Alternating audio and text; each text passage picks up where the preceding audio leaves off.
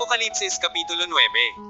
Isa at hinaypa ng ikalimang anghel ang kanyang trompeta at nakita ko ang isang bituin na nahulog sa lupa mula sa langit at sa kanya ibinigay ang susi ng hukay ng Di-mat-erek na kalaliman. Binuksan niya ang hukay ng Di-mat-erek na kalaliman at umakyat ang usok mula sa hukay, na gaya ng usok ng isang malaking hurno at nagdilim ang araw at ang himpapawid dahil sa usok ng hukay. Naglabasan mula sa usok ang mga balang sa lupa at binigyan sila ng kapangyarihan, na gaya ng kapangyarihan ng mga alakdan sa lupa. At sinabi sa kanila na huwag pinsalin ang damo sa lupa, ni ang anumang iyan, ni ang anumang punong kahoy, kundi ang mga tao lamang na walang tatak ng Diyos sa kanilang mga noo. Pinahintulutan silang huwag patayin ang mga ito, kundi pahirapan ng 5 buwan at ang kanilang pahirap ay gaya ng pahirap ng alakdan kung kumakagat sa isang tao.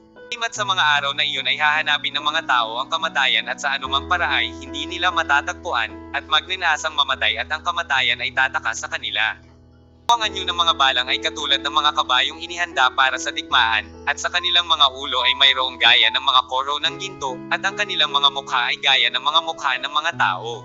Sila'y may buhok na gaya ng buhok ng mga babae, at ang kanilang mga ngipin ay gaya ng sa mga leon.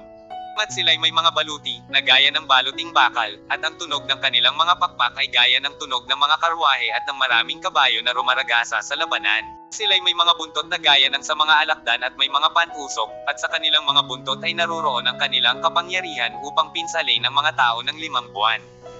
Sila'y may isang hari, ang anghel ng Di-mat-erek na kalaliman, ang kanyang pangalan sa wikang Hebreo ay Abaddon, at sa Griego ay tinatawag siyang Apollyon.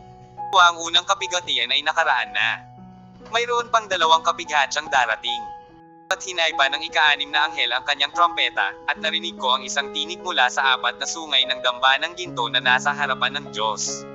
Nagsasabi sa ika-6 na anghel na may trompeta, kalagan mo ang 4 na anghel na nakagapos sa malaking ilog ng Euphrates.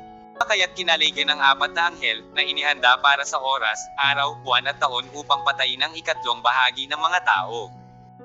Ang bilang ng mga hukbong nangangabayo ay makalawang 10,000 tigsa 10,000, aking narinig ang bilang nila.